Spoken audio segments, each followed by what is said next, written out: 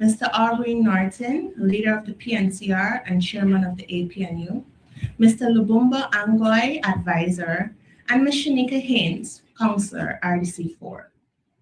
Today's press statement will be read in two parts, and I now invite Mr. Norton to read the first. Guyana's oil wealth must lift the lives of the people, not just enrich a few. A Partnership for National Unity is once again calling on the government of Guyana to stop governing through headlines and use of irrelevant statistics and start governing in the interests of the Guyanese people. Today, Guyana is earning billions of dollars from oil. It is one of the fastest growing economies in the world. Meanwhile, the life of most Guyanese is getting worse. In markets, villages, and communities across the country, people are saying that the economy may be booming, but the people are still struggling. People cannot even live from paycheck to paycheck. Young people are searching for jobs, and small businesses are under pressure. Unfortunately, this is what oil wealth means for the small man. A cash grant cannot replace real economic progress. The government has announced a $100,000 cash grant to citizens as if it forgot that it did not deliver the cash grant, the Christmas cash grant they promised. While the cash grant is welcome, it cannot take people out of poverty. APNU calls on the government to reallocate resources to help the poor and vulnerable, since cash grants will not generate generational wealth, as President Ali once said it would. The government will have to stop their show and genuinely put people first. A one-off payment does not fix the structural problems facing the country. The people of Guyana do not want temporary relief while the cost of living keeps rising.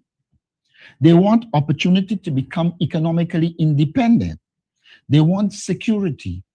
They want a fair share of the wealth that belongs to all Guyanese. The cost of living crisis is real. Across the country, the complaints are the same. Food prices are rising steadily. Rent is increasing, and housing costs are unaffordable for many, especially public servants and retail workers. Land prices have exploded in many communities, and Guyanese cannot afford to buy. Teachers, nurses, public servants, small business owners, and young families and our elderly are feeling the price pressure every single day. APNU demands that the government gives all public servants at least 25% increase in wages and salaries.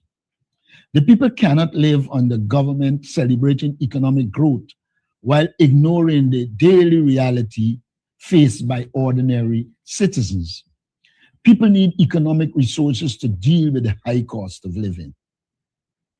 Economic growth must mean better living standards, higher wages and salaries, affordable homes, greater opportunities, and a just society based on equity. If most Guyanese are not feeling the benefits of the oil boom, then something is fundamentally wrong with the way the country is managed, or to put it more accurately, mismanaged. Guyana economic model is structured to enrich the government elite, their family, friends, and favorites.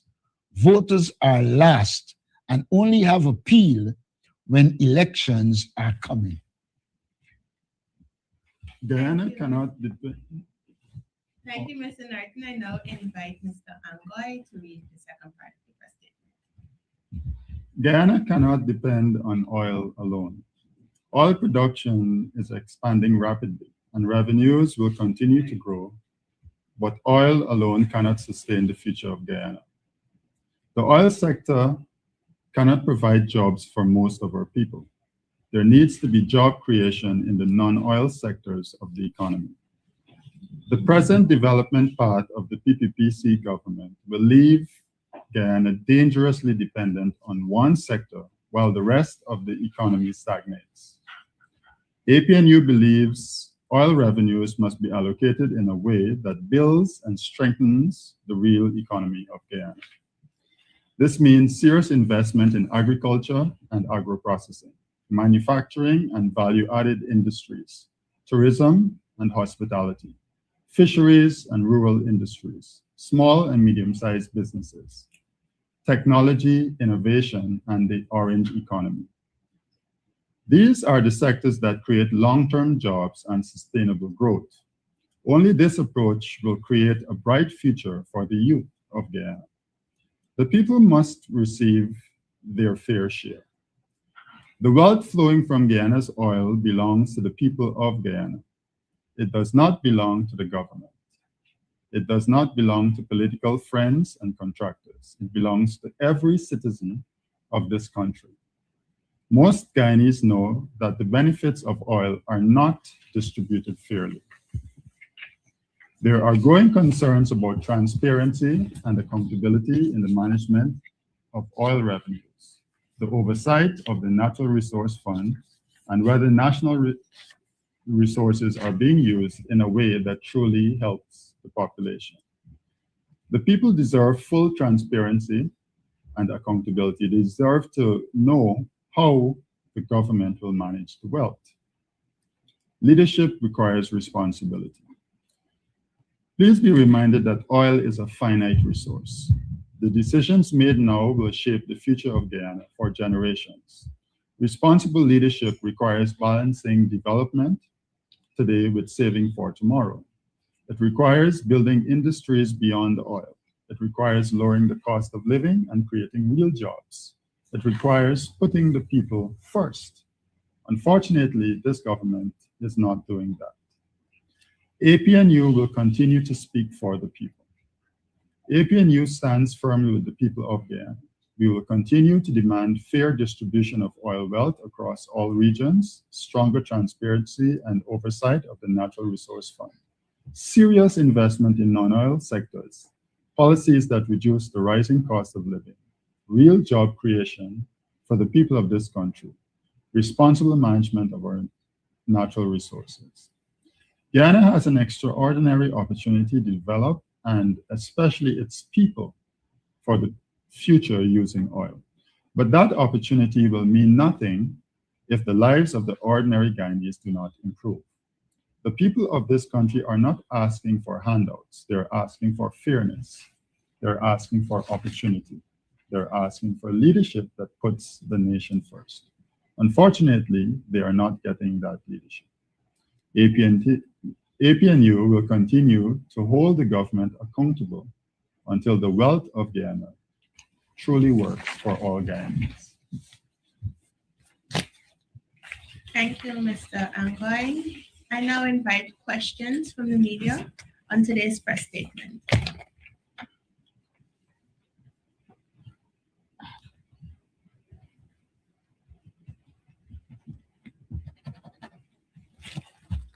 Good morning, Adam Harris. Go ahead. The last comrade, I didn't really get at his name, but he spoke about the oil revenue. Now, Dr. Terence, you haven't moved to the court to question the withdrawals from the Natural Resources Fund and its expenditure. That case ended months ago, and the decision has been postponed.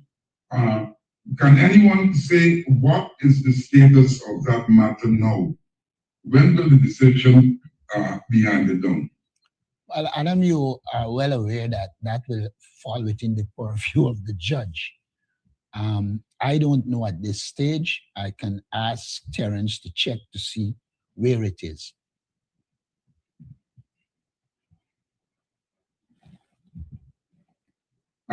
Another question I want to ask. It has to do with Guyana's reaction to the Cuban doctors who have been the backbone of the medical industry, well, not industry, but the health services for as long as most people in Guyana have been alive.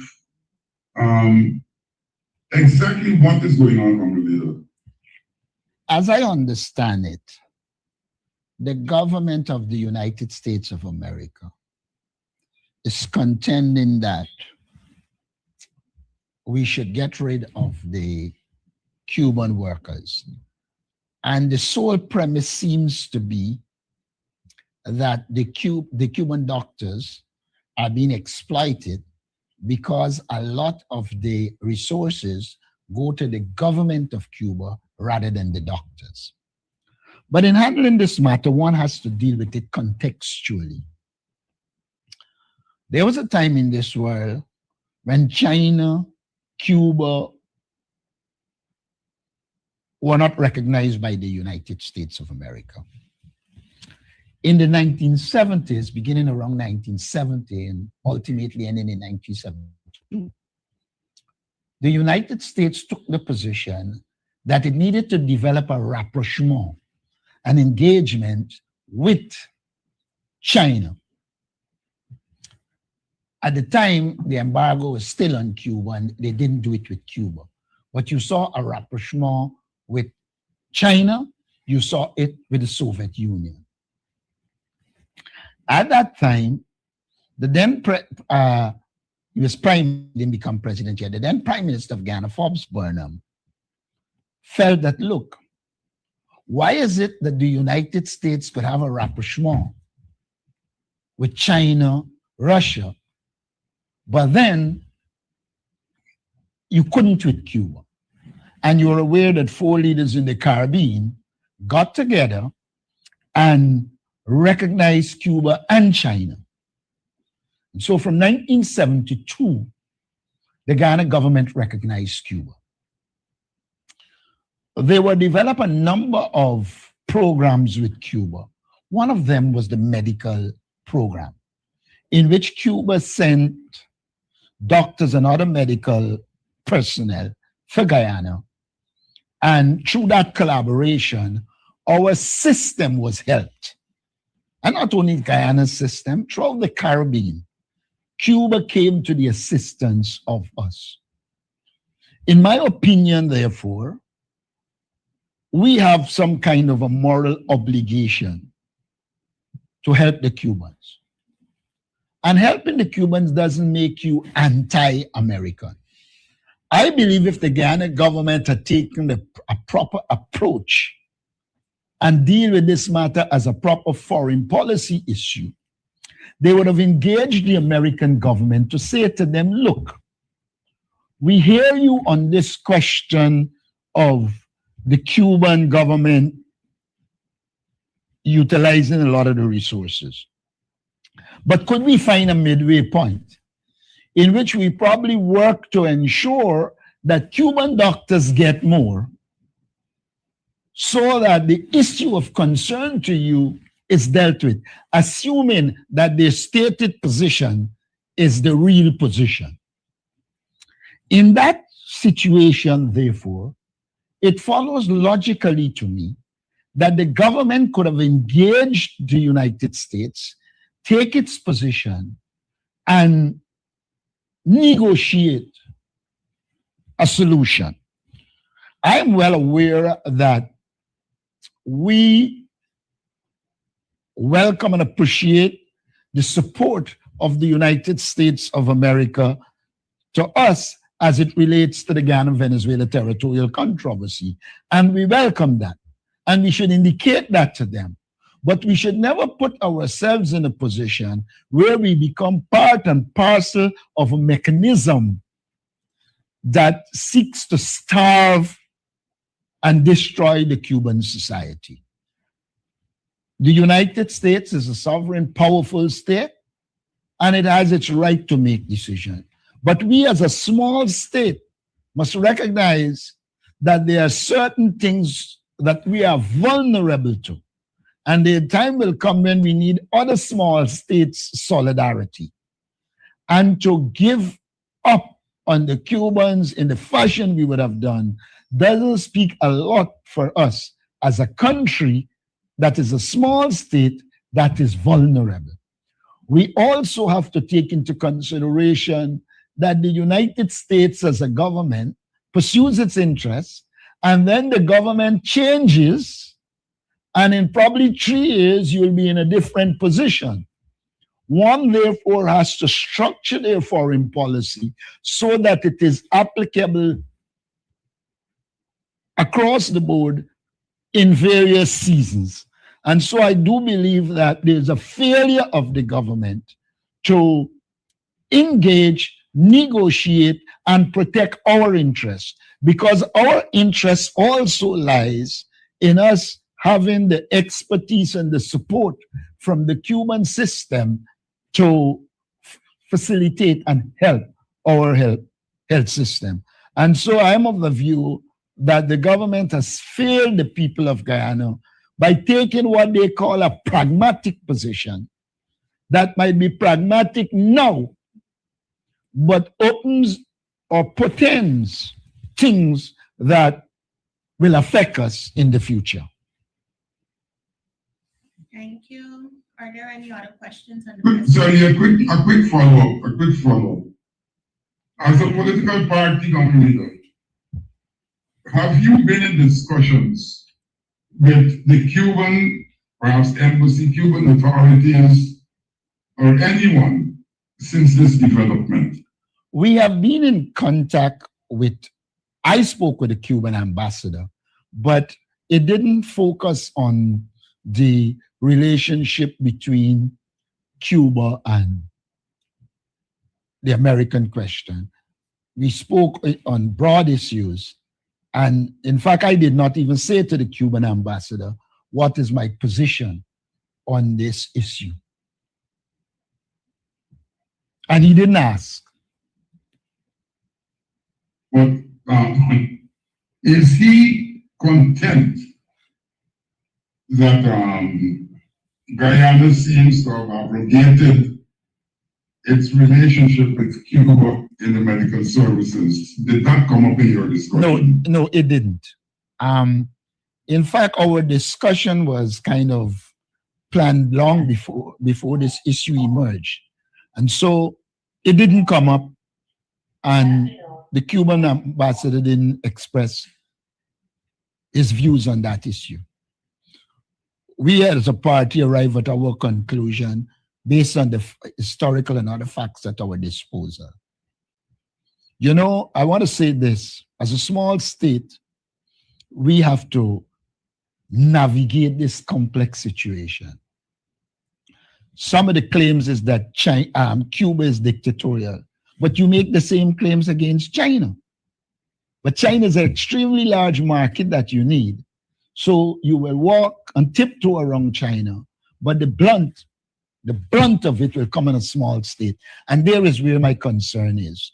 We're in this world, the odds are stacked against small states, and only if they develop some form of solidarity among them, they will be able to survive in this rough world.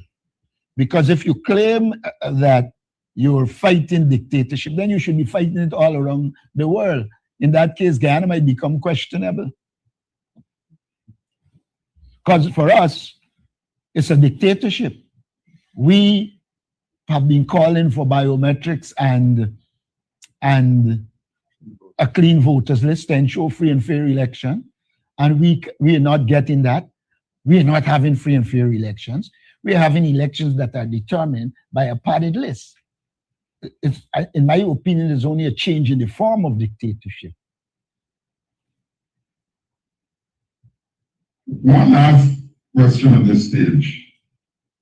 Have the Cuban doctors left, or are they leaving?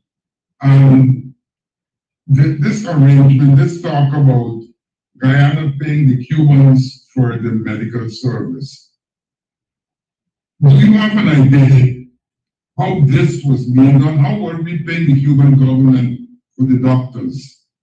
I do not want to comment on it because I don't know the details. What I know in general terms is that the Cubans have a system, as they fight all the challenges they face, of utilizing their doctors, etc., in what I think they call it medical tourism. You have in this medical tourism where people can go to Cuba, get treatment as part of that package, and the Cuban government, based in collaboration with governments like Guyana, Jamaica, and so, will send doctors and they are paid for the services. The details I do not know. Thank you. Are there any other questions?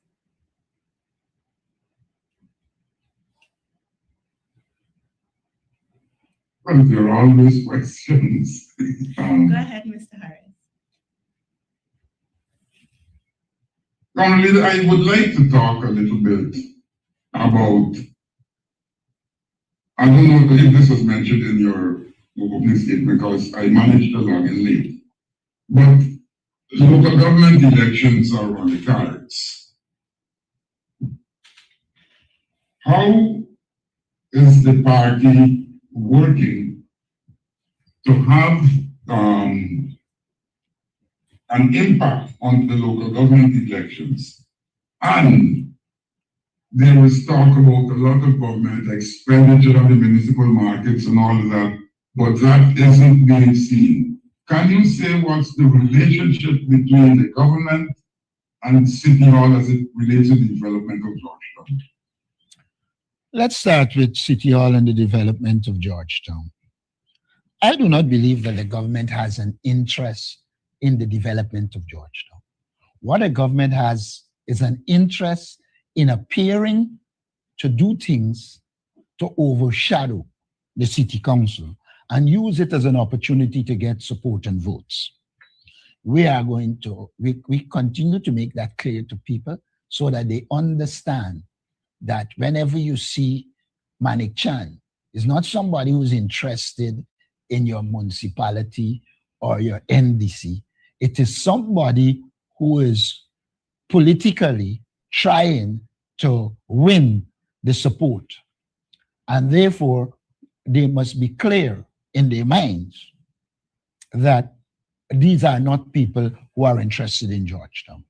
We also make the point that if you look at the approach to local government,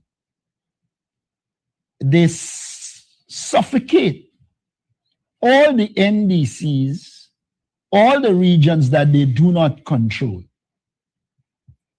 And therefore, that is also a manifestation of the fact that they're not interested in the development of those councils. What you see is the minister usurping the functions of the council.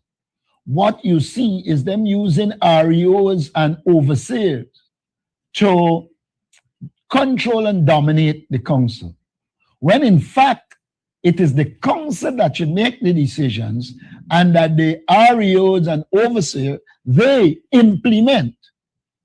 But they have developed a system that undermines local government. They have developed a system in which they appoint people to those positions who are loyal to the government and only act based on what the government says to them.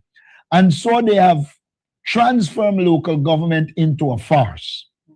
We also need to make the point to people, and we'll make it extensively in the local government election, that the government is pursuing these regions, etc., because it wants to dominate and control the distribution of lands. If you look at what is happening in Region 6, in an NDC in which we are very strong and in fact right now have the majority of councillors, they are seeking to take away the lands in Firish and giving it to their supporters and leaving the African Guyanese community in Firish in a deplorable state. And so we have been saying, and I will say it throughout the campaign, the government interest is not in the promotion of local government and the people. The government interest is in controlling those local government authorities and then ensure that the lands there in the Georgetown, Linden, New Amsterdam, you name it, are distributed to their family, friends, and favorites. We don't have to go far. Every time I drive the so-called Heroes Highway, because I think it's an insult to the heroes until they probably do it properly, but every time I drive that, I look and see the land in which they removed the African Guyanese at Mocha. They claim them that they were in the part of the road. Every child can see that they weren't in the part of the road. And if they wanted to change the argument to say they live in the area for expansion, they kill that argument because right opposite, they give one of the supporters the land and they put up a big property there. So you see clearly this thing is about domination. It's about control. And we have got to fight that and ensure we protect the interests of the people in those NDCs that we control, and even those in the PPP area, because they have problems that some of our councillors are helping with in terms of ensuring there isn't this total dominance and control. Because even in PPP NDCs, as the chairman and some of them run amok, the government comes in to help them and protect them against their very own supporters. So there is no interest in local democracy, meaning allowing the system to work and the people in the communities determine the use of their resources. I don't know if on this point I can give an example. I'm at an NDC where it is governed by the PPP, and you have the council who should be able to make the decisions at that NDC, sitting in a room, making a decision, voting on it. And when that is passed, you have the overseer, like we talked about, persons working within the administrative system, heading over to the ministry and overriding what the council would have sat and decided on. So this is not just happening, you know, in other NDCs that are controlled by the APNU or PNC areas, but this is as well happening even in their own controlled areas, where all they're seeking to do, again, is to enrich their family, friends, and favorites. Because when the council sees something that is happening and it's wrong, and they speak up against it, whether it's in their council and you vote against it, they come in through the ministry end and overturn those decisions. So the government is not interested in a local government system, to reiterate what the leader is saying. Rather, they're there to see how much more they can control the system and what they can do to get more resources for themselves, again, family, friends, and favorites. That's what we're seeing. Thank you. I see the hand of Mr. Antonio there. Mr. There, please proceed with your question. Good morning, everyone. It's Martin and everyone at the table. This depends on the context of local government and development of the NDC. You are aware of the council that there are currently roads facilitating around the east coast of Demerara, which includes areas like Pleasant, Coactive, just to name a few. What are your concerns? Because I recently, I'm not sure if you guys saw my story, but I interacted with vendors and business persons who lamented the slothfulness of the works and also the dust pollution. Your concern as a council, because I need to understand that these works have started since last year and to date, they're taking long to be completed. Thank you for the question. It is the same thing that is happening all over the country. The government is in the habit of not making proper plans for the works that they're doing. They would have started work in those areas. And of course, because the contracts are being given to specific persons, they're going ahead, they're giving that same person 4, 5, 6 contracts in different areas. And yes, because of that, works are being stopped in those areas, and the health issues, particularly on the East Coast and the area you're talking about, is increasing because, of course, the dust that you're facing with the trucks going in with all the sand, the digging of the roads that they're doing, it's not just the environment that is bad, but it's also noise pollution that we're getting complaints at the NDCs for in terms of the hours that the trucks are moving on the road as well. And, they're literally at your homes in this regard of how they're doing the expansion of the railway embankment. So there are lots of concerns, yes, in those areas, and the NDCs are facing complaints every day, particularly on the line top. And, we, again, can only call on the government to do what is right. If we have proper contractors who are going to do the work on time, they take into consideration the ordinary people, then we wouldn't have to be continue talking about these issues. But that's one of the problems. The government does not care about how it affects the ordinary people. They're not planning properly. So that's why we're having these issues. If I may, Mr. Norton, good morning to you, sir.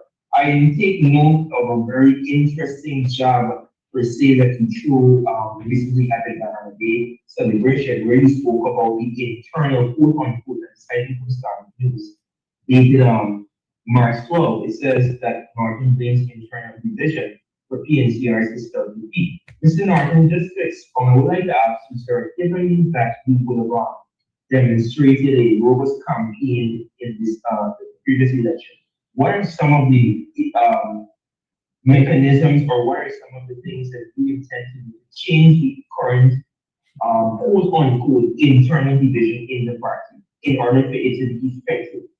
Well, I would say there's not much we could do. The people who created the internal division are gone. They left on their own, so that we don't have to do anything.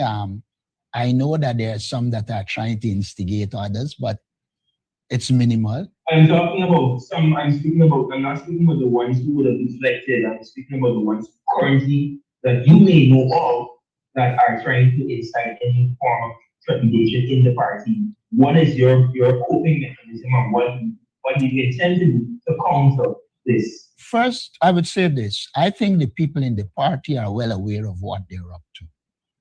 And so even though they have made attempts, many people in the party would have rebuffed them. You must also recognize that a lot of the people that left, I'm not talking about, or let me put this, a lot of people that would have left were people who did not have a history in the party. They came in 2020, they became members of parliament and other things without being in the party. And so they didn't have the kind of connection and affiliation that party people have over the period. And so that they are no longer there, I don't think there's need for a fight. There will always be people who disagree in a party, and we have no problem with that. We have forums that we could discuss and resolve the issues. We will continue to work to strengthen the party now that a lot of them are exposed for who they are.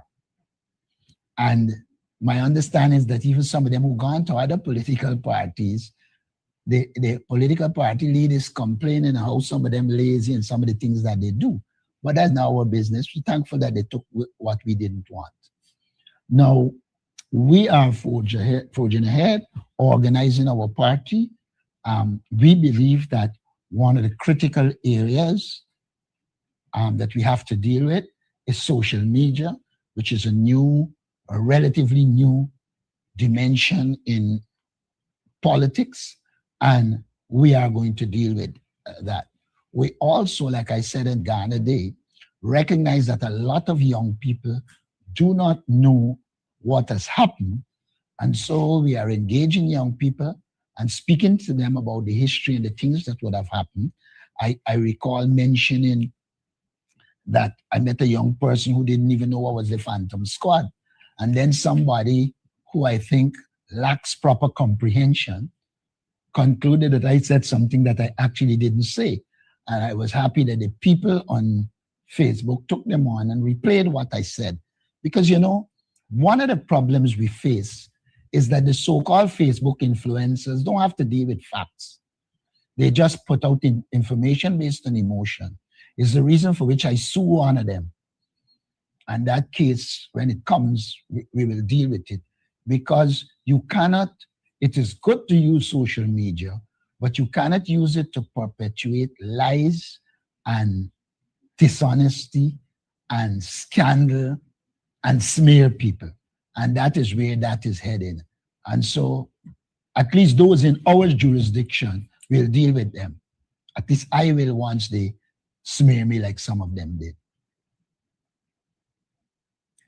Thank you. Mr. Norton, and lastly, would you be able to provide an update on if there has been any meeting with the Ghana Elections Commission? Because I was made to understand that the lead destination would want to take the matter to court regarding the current the current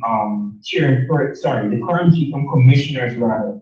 They're taking to take this matter to court. Would you be able to provide any Who wants to take update on this? Who wants to take the matter to court? So we invest in nationhood. They are intending to take the matter to court regarding the constitutionality of the GCOM commissioners. I would say that they are entitled to take it to court. I recognize a lack of sapience in their approach, but I wouldn't bother over that. I will wait and see what happens. We believe our commissioners are on strong grounds legally, and they are free to go to court. It's their right. What I find interesting is that a lot of what people are willing to go to court when is more self-interest rather than the interest of the Guyanese people.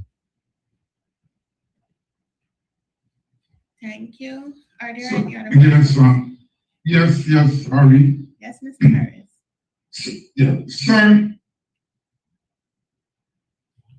many people are getting the impression that the PNC must now fight two political parties, the PPP and WIN. Do you see it in the same light, or do you see WIN as a member of the political opposition? First, let me say this. Our task is to represent the people who have elected us and the wider Guyanese society. And therefore, what is necessary to do that will be done. There are times when, if the government makes a decision that we think is positive, we will support it. If we believe that we need to be united as an opposition on issues, we will work with all the parties in opposition. But it cannot miss us that a lot of what is pushed are more a personal agenda than representing the people of Guyana. We are well prepared to represent the people of Guyana and work with the opposition and civil society to represent the people of Guyana. What is not going to happen is that we're not going to be pulled in on any matter we believe is not in the interest of the people of Guyana. People must fight their own personal battles personally. We have been around as a party very long, and we know to draw a distinction between when the people are being represented and when people pursue their own self-interest. And if, for instance, WIN decides that they want to lead a high cost of living protests, we have no problem in supporting them because high cost of living is an issue. We have held a number of protests over the period on high cost of living, meetings, etc. Those things we are prepared to work and collaborate in. We do not see individuals here. We see the interests of the people of Guyana, and that is what we will do, represent them and pursue their interests, regardless of who. However, while we can have confluence of interest, it doesn't follow that we are a coalition. And I think what some people are suggesting is that we become a coalition. If going forward, we believe that the other political parties are pursuing their interests and we need to work towards a coalition, we have no problem with that. But for now, we will operate on the confluence of interests and represent the people of Guyana. Thank you. Are there any other questions at this time? Yeah, one is the AFC, the Alliance for Change, doesn't appear on the political landscape at this point. But, sir, are you in discussion with the AFC about a possible union in the future? Not to my knowledge. I know that there are some people in the APNU that are talking with them, but as it relates to an approach of our party to theirs, no, there has not been such an approach. We believe all political party makes the decision, and when they make it, they must face the consequences. We also believe that down the road, we need to be united to defeat the PPP. But we also believe that whatever coalition we come up with must reflect the strength of the people involved, or the absence of strength too. Any other questions? Yes, a comment. A comment. I noticed that the government has made a lot of talk about distribution of cash grants, as if to say, well, they were talking about we are doing the cash granting. Are you satisfied with the manner in which this cash grant approach is being pursued, sir? You know, the PPP government is an interesting phenomenon. We advocated that the cash grant could be paid to public servants and so through their accounts. The PPP said no to it because at the time they wanted to get information to use the campaign, which they did, which again establishes that they are not somebody people who you can rely on for principle. The PPP said in its campaign that you will have a beautiful Christmas, you will get cash grant. They never delivered. They backtracked on it. Now our position on cash grant is well known. The whole idea of cash transfers, as we call it, originated in some pronouncements made by the WPA. And after I became leader, we endorsed those and we were pushing for cash transfers. But we have always argued that cash transfer alone cannot take people out of poverty. Another 100,000 cannot take people out of poverty. What is going to take people out of poverty? People are going to be taken out of poverty when opportunities are created for them to develop. If we have, like we had argued, a national schools transportation system, almost immediately you remove the burden on parents finding transportation money. That will impact their income, to mean increase income for them. We have argued that there is need for at least 2 hot meals at school so that children get the nutrition they need and the parents are relieved during Monday to Friday when they're in school of that burden. And so that will impact in a direct way. We have also advocated many other social measures that can take people out of poverty. If you look at the countries in which people were taken out of poverty, though people are very critical of China, China took a large percentage of its population out of poverty and did it quickly. If you look at the Scandinavian countries in which people were taken out of poverty and enjoy a high quality life, you see a well-structured social service system that deliver relief to people so that they can increase their income. But when you have a government that says, I cannot pay you more than 8% wages and salary increases, but you can waste more than that amount to corruption and general wastage, you are seeing a government that isn't prepared to take people out of poverty. In every budget debate I was involved in as opposition leader, when in those days you debated, What we did was to put measures in the public domain to ensure we can deal with poverty. The budgets that we are seeing allocate little or no resources to direct poverty reduction. And so it's as if the government is happy with their family, themselves, their friends, and the favorite benefiting, but the rest of the population can suffer.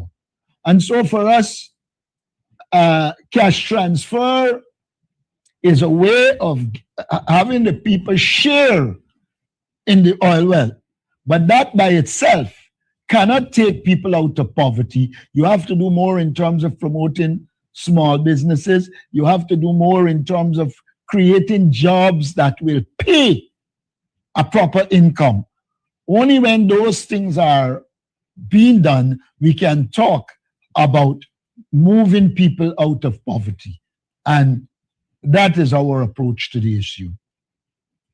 On the issue of cash transfers, I think one of the things that we need to understand is that developing people requires systems. And the systems that the current government has for developing people, I think, we think they're deficient. You have a budget that has about 50% that focuses on infrastructure.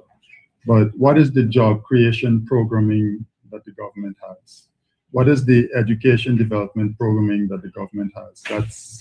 That's done in a coordinated way. So you can see a projection in, let's say, 3 or 4 or 5 years that will create a certain amount of jobs through a combination of foreign direct investment, government investing in non-oil sectors, as well as the education programming that's needed to get people ready to move the country forward. So there's that structural element that needs to come in addition to the talk of cash transfers so that people can be moved forward. The public service is a key element for developing a country. And if we put more input into the public service in terms of a living wage, then it can actually work towards giving them some savings that they can talk about investing. But $100,000 will not generate any measure of generational wealth, as the president once stated. And you have to recognize that the PPP believe in propaganda. They are not interested in development.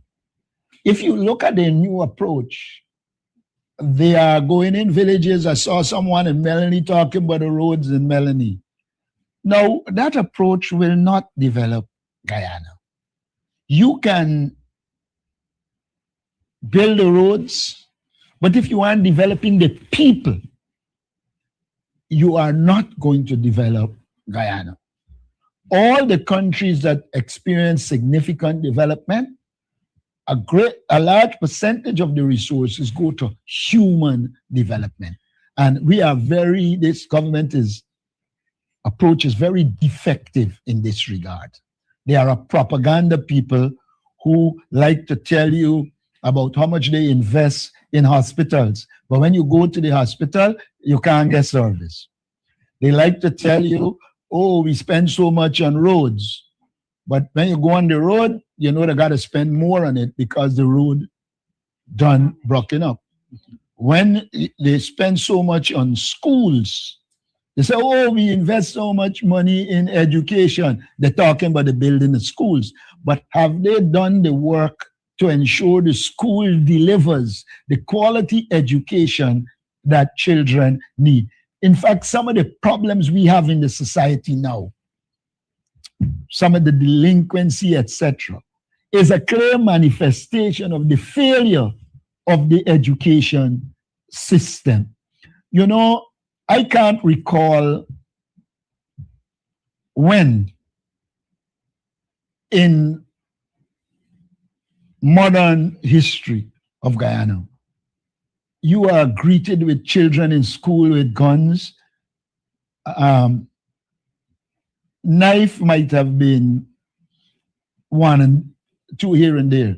But this whole thing about guns is something that we need to be very careful with, because it's also a manifestation of the government putting weapons in the hands of people who aren't responsible, and they have virtually removed the criteria they had for getting guns.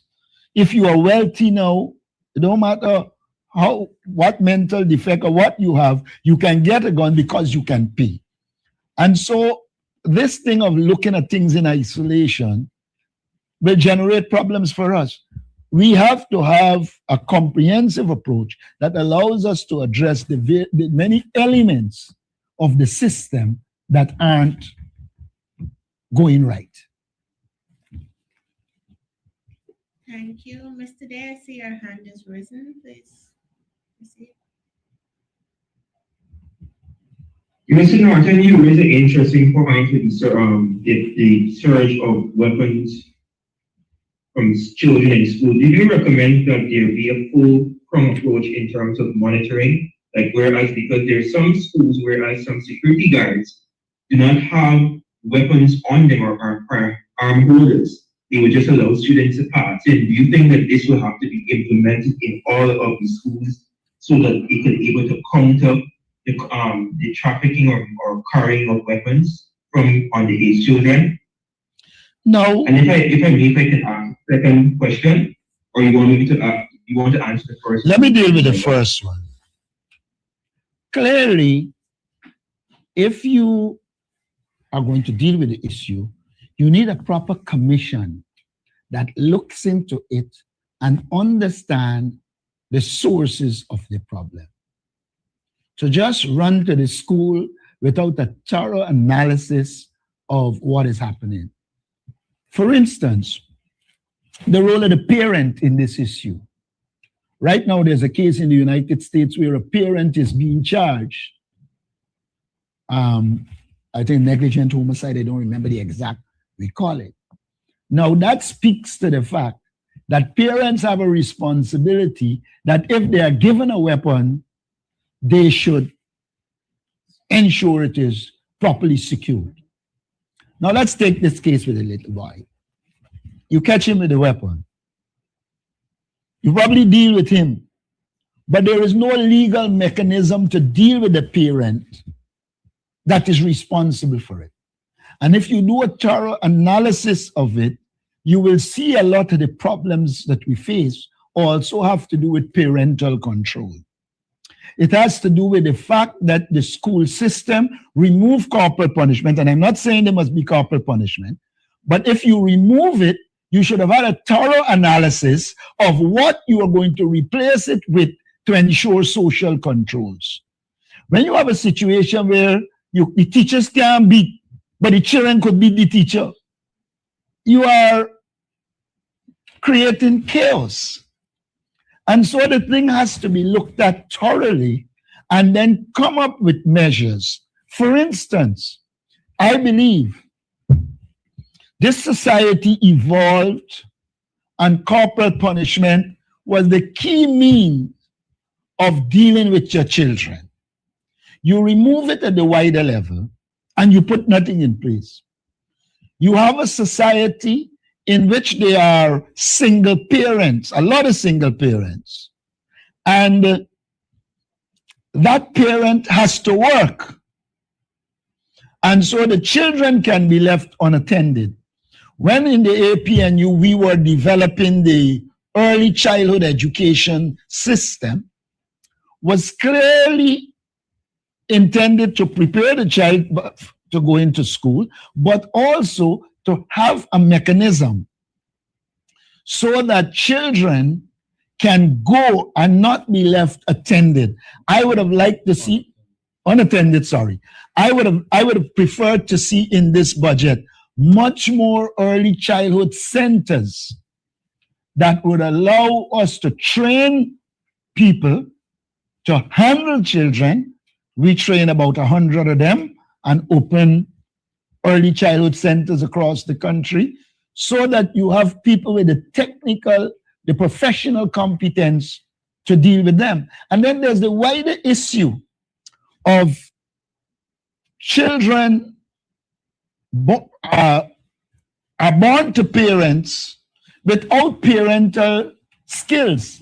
And we have not developed programs to give young parents the training they need to be proper parent. Because now, don't forget, the police go in if you abuse the child. But you have given that parent no other tools to use. What are they going to use? And then we saw the case of the social workers recently, where even some with professional training not living by the protocols. The society has to have clear protocols for these things, and people have got to act based on them or face the consequences. But we live in a society in which if you're close to the government, the police won't act. They can only act when you and the government fall out. And so people are developing in this society this approach that lawlessness is welcome. Lawlessness is the order of the day, and the people can get away with it. We need to have a proper mentoring system. We need to train a proper core of psychologists, social workers that can serve the society, especially children and the youth. And I would like to add, in regards to directly answering Mr. Day's position with the security and their role at the school system, you have to take into consideration as well that the system itself doesn't allow certain parameters within for the children's safety, because even when teachers are doing searching of children's bag, it has to come under a certain procedure, and the ministry and the department has to be informed. So as the leader pointed out, it has to be clearly that it's not directed to specifically the security having this initial caretaker over the safety of the students, but it is involving all the stakeholders. And when you highlight these issues, especially to the ministry and to the officials, coming from the opposition, first of all, they deter it, because they say we're only trying to be cantankerous when we're trying to bring a solution to existing problem. And more so, they're giving a one-size-fits-all to every problem. So what solution they found for one part, for the issue of the same idea, they apply it across the board. And when they deal with that matter, it is just swept under the carpet and left. In this same situation with this child, you have the child would have indicated that he brought the weapon because he was angry at the teacher. Was it the student? Was this matter taken by welfare to determine what caused the anger? Was it discrepancy on the teacher part? Was it discrepancy on the student part? Is the child given proper counseling? And then they will argue and say, yes, they have counselors in schools, but it's always going to be quality over quantity. How trained are these persons to deal with particular issues? You've had several instances where these same counselors leak information of students. That's a violation of confidentiality. Who will then go now to monitor to ensure that they're doing it? So the thing that has to be done is that the ministry has staff that operates for different parameters. You have welfare officers who look after particular issues. You have persons who observe teachers and everything. It is therefore the mandate of the ministry to not only make these visits whenever these issues arrive, to stop being reactive, but to be more proactive and to monitor situations and to dissect it not only of what you see at the front, but to see what are the underlying issues, because sometimes you will realize that it is a far bigger problem that exists, and then sometimes if you allow it to be pacified, it might reach a stage where we might even lose somebody's life in that case. You know, I want to tell you a story that I experienced years ago. There was this young woman beating her child going down the road. And I stopped her and asked her, why are you beating this child like this? And she said, I tell this child I ain't got no money for send him to school party, but I don't know if it's a girl or a boy. So send the child to school party. And they keep molesting me, so I beat him. Now, at the base of a lot of these are the economic problems. And so we can address the social problems, but we also have got to address the economic problem that produces stress in the society that affect single parents and parents generally and result in the kind of abuse that we see. Thank you. Mr. Day, you said you had another question. Please proceed. Yes, my last question. Mr. Norton, you referenced China, which has a socialist market economy, and their population currently, based on my research, is at 1.4 billion. And they, based on my research as well, they took like 800 million people out of poverty. I say this to say, what economic model do you recommend Guyana to have so that our citizens of this country, which is less than a billion, apparently, is going to have a sustainable life? My last question. Unfortunately, I tend to be what they call eclectic, where you select that which is appropriate and utilize it. I don't believe any model will fit every country. You have to look at the country, understand its problems, and address the issues. If you study China, China went into villages, identified the problems, and then used what we would call region, but the local people to help deal with the problem, and at the same time, identify the infrastructure and other needs of the society. And they were able to work on poverty. There are other countries that found that a lot of the problems stem from the economic situation. And they did things like raising wages and salaries, giving incentives. You have got to look at the particular situation in Guyana and develop mechanisms to deal with it. What might apply in Linden might not apply in Georgetown. What may apply in urban areas will not necessarily apply in rural areas. Take the Rupununi. If you go across the board with poverty reduction, you will run into problems. The Rupununi has specific problems that if you're going to reduce poverty, you have to deal with.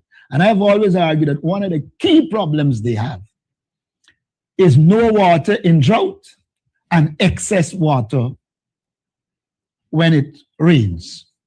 And therefore, you have to develop mechanisms to store water, reservoir, and you have to put significant resources into drainage and irrigation, or else you will not address the key problems to be able to create business and get them involved.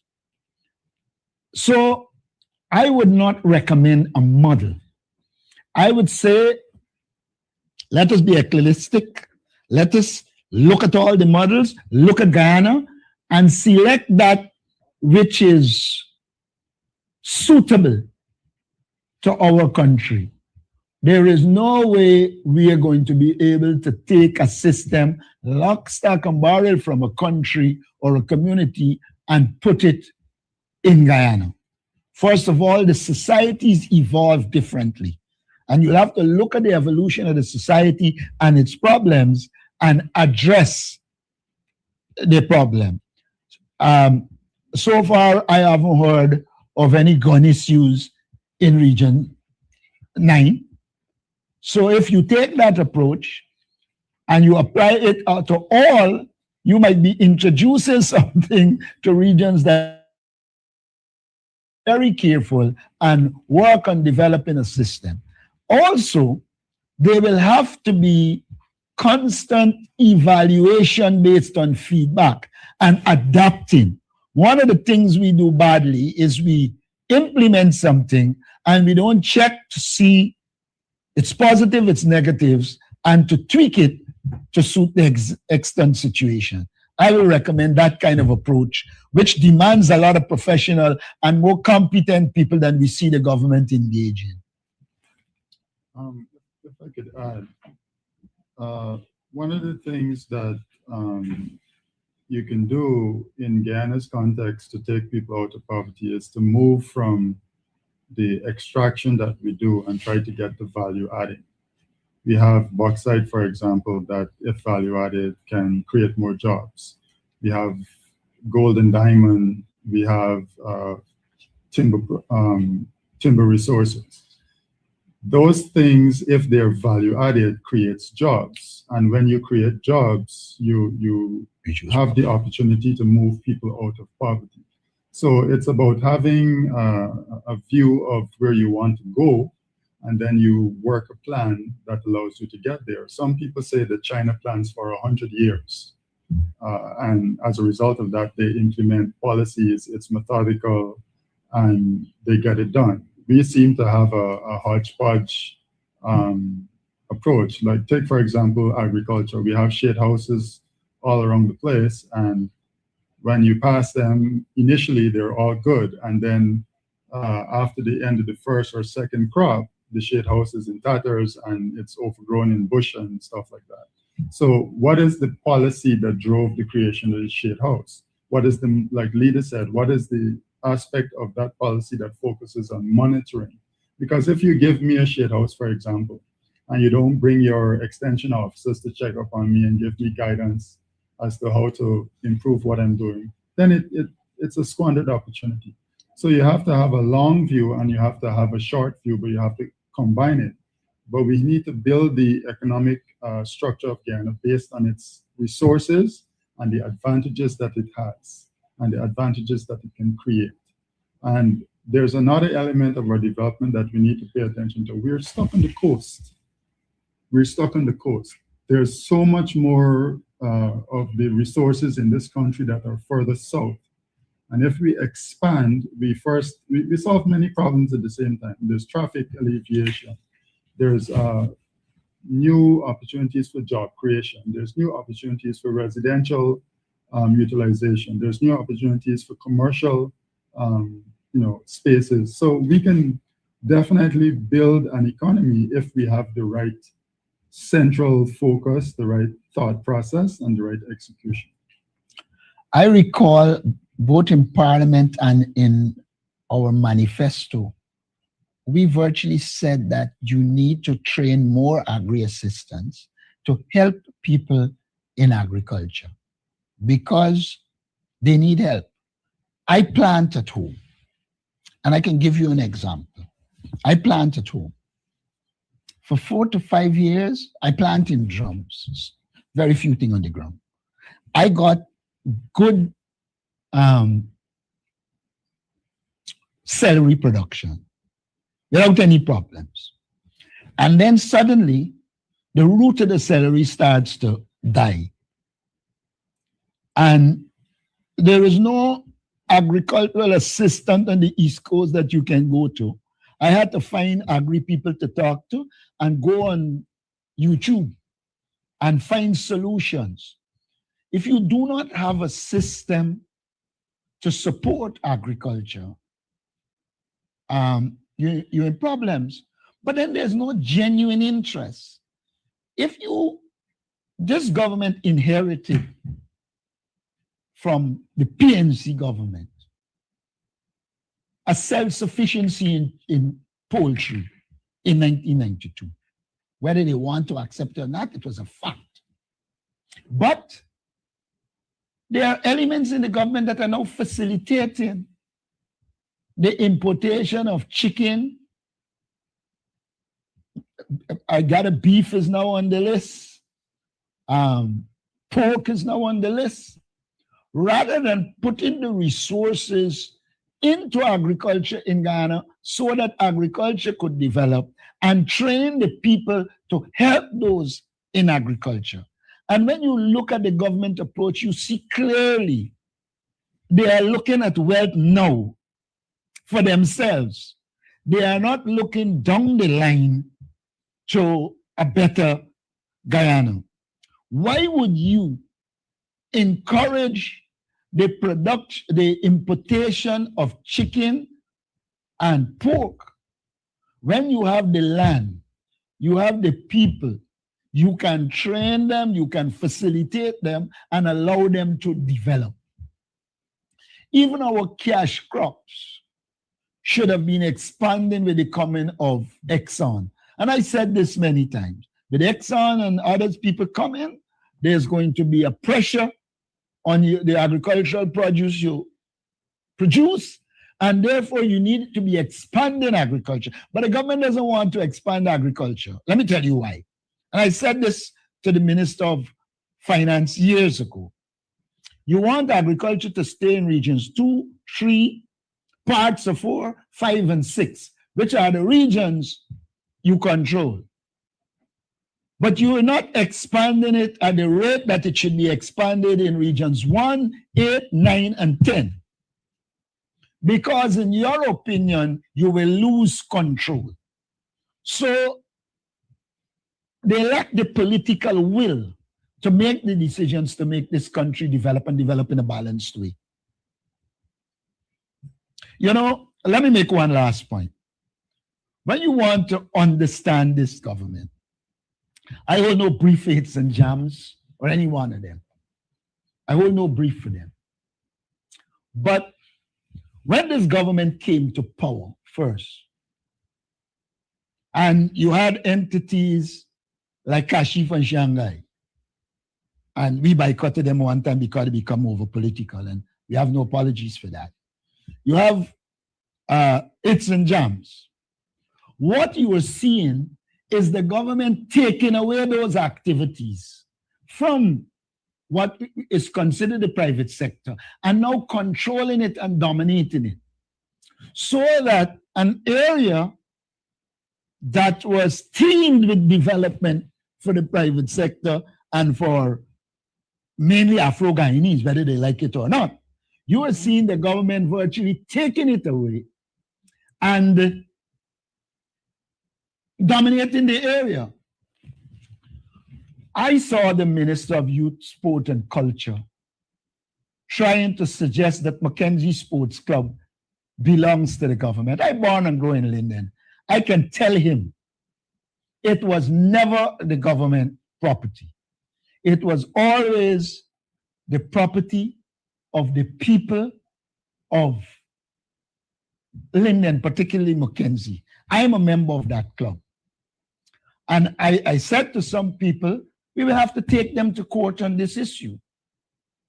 Because in the first place, they should have, no problem with them developing it. It should have been developed with the permission of the Mackenzie Sports Club. And it should be handed back to the Mackenzie Sports Club after its development.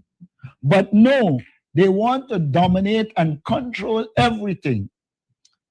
Now, Linden is a predominantly football playing community, but you put a focus on cricket. What are you saying to the people in Linden? The swimming pool that was there was probably the only public swimming pool owned by, I think, the YMCA or YWCA. You damage it. And you leave a community that has always done well in swimming without those facilities. When you see the government's approach, you know the focus is not on the development of the people. One quick question, sir. A couple of years ago, the government hired Trinidad company to repair and to upgrade City Hall. I think it was $800 and something million. Can you say what is happening? It seems as though the work stopped. City Hall continues to deteriorate, and it continues to be the headquarters of the Georgetown municipality. I don't know the latest position. I know the contract was awarded. I know work had begun, but I've noticed that it would have stopped. I can engage the mayor to find out what is the present position. But it's again a manifestation of the government's approach to local government. And that is where the focus has to be. Any other questions at this time?